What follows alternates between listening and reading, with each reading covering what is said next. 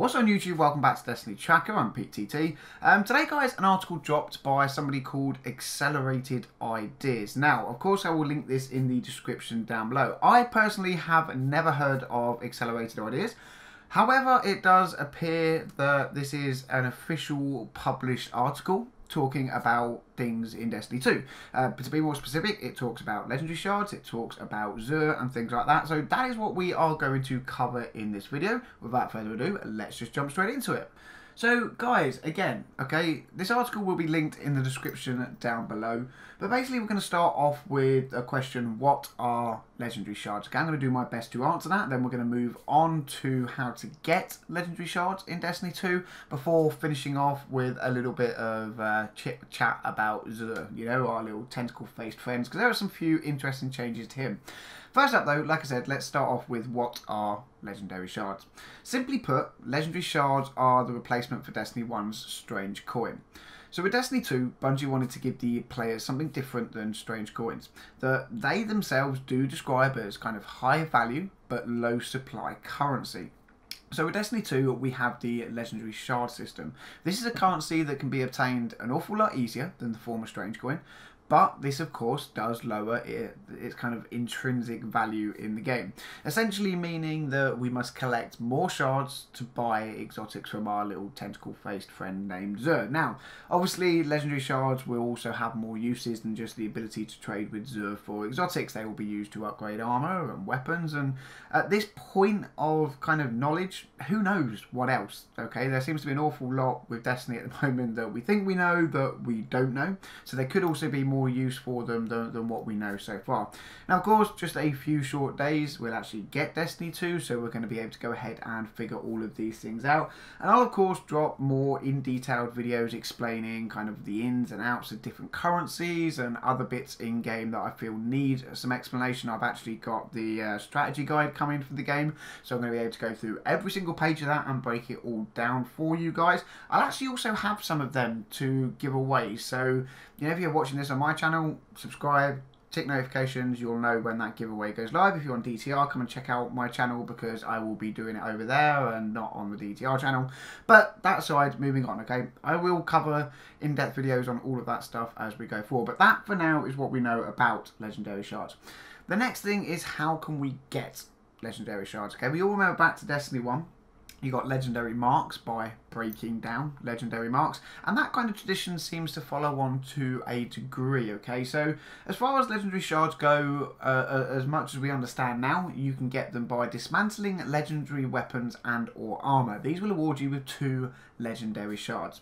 Dismantling exotic weapons and armor, they will award you with 10 of these legendary shards. There's a very rare possibility that you can get them from strike bosses. I would assume that this is when you actually kill the boss as kind of the end reward. We can get them from the weekly Nightfall Strike, we can get them from flashpoints, we can get them from planetary chests, but again, like these strike bosses, these can be extremely rare. We can get them from lost sector chests, we can get them from raid chests, and we can get them from raid encounters. Now, this is where things get a little bit funny, and I would kind of like to know your thoughts in the comment section down below, because if this is an official article, okay, this was actually posted up, like I said, by someone called Accelerated Ideas, but they don't seem to say that you can get legendary shards from NPCs. We all know the likes of WrightWayGaming. We've all seen the European Dead Zone footage, and some of the possible loot that WrightWayGaming had to offer as kind of an extra additional rare reward was legendary shards. So this says to me that there are going to be a lot of other ways that we can get legendary shards, but until the game actually drops, you know, to get a final list, we are just going to have to use this as a, okay, this is what we've got, this is what we've got to work with. Let's move forward, keep our eyes out for more, but at least we have a good idea on how to get them. So, yeah, like I said, there seems to be a fair few ways to get hold of these little diamonds at the moment, and I'm sure there's going to be more going forward. So, what next? Xur, okay, our tentacled little friend is changing. I don't just mean he is changing in the fact of what he sells, because I'm sure he will sell a lot of different things in Destiny 2 than what he sold in Destiny 1. But he's also changing the way he works. No longer will he reside in familiar places like the tower or the farm and different social spaces like that for his trading opportunities. Instead, he is going to travel between each of the planets, so the European Dead Zone, Nessus, Io and Titan. His appearance will be random, but it will always be at one of the fixed locations on each of the planets. Now, this is of course very interesting from, I would say, at least a month to 6 weeks, because we need everybody is going to be in the same boat where we need to learn the location of Xur. When we know this kind of set location on each planet, it's pretty simple. Each week we'll be able to go to the planets and go to this location, check, is he there? No, right, let's go to the next one. But until all his possible known locations are known, it's going to be, you know, a little bit of time spent journeying around, exploring, trying to find him. Now, yeah, that's pretty much the big change with Xur that we know about so far, okay? We know he's going to be on the move. Next, however, I do want to kind of pull something back a good few years now, okay? Think back, guys, to Destiny 1, 2014. We first cracked on with Destiny, everyone started playing, we got a few things called strange coins, and people thought, okay, what are these? And then Xur came to the tower, okay? People found out what Xur was, and people found out that he was selling exotic weapons and armor and things like that. What I need to remind you guys is that all the way back in 2014, a very, very, very long time ago now, Xur was selling something called a Gjallarhorn. Now, I'm sure you all know just how sought after this weapon was, how good this was. In fact, it became the most sought after weapon in the Destiny 1 lifespan, okay, without a doubt. He sold that in the very first week. Now, I was super lucky to be able to buy one. I had one. I said, you know what, I'm going to buy it just because I didn't have any exotics at that point. But a lot of other people I know turned around and said, yeah, why do I want to spend these on this? Maybe we'll wait to next week and see what he's got.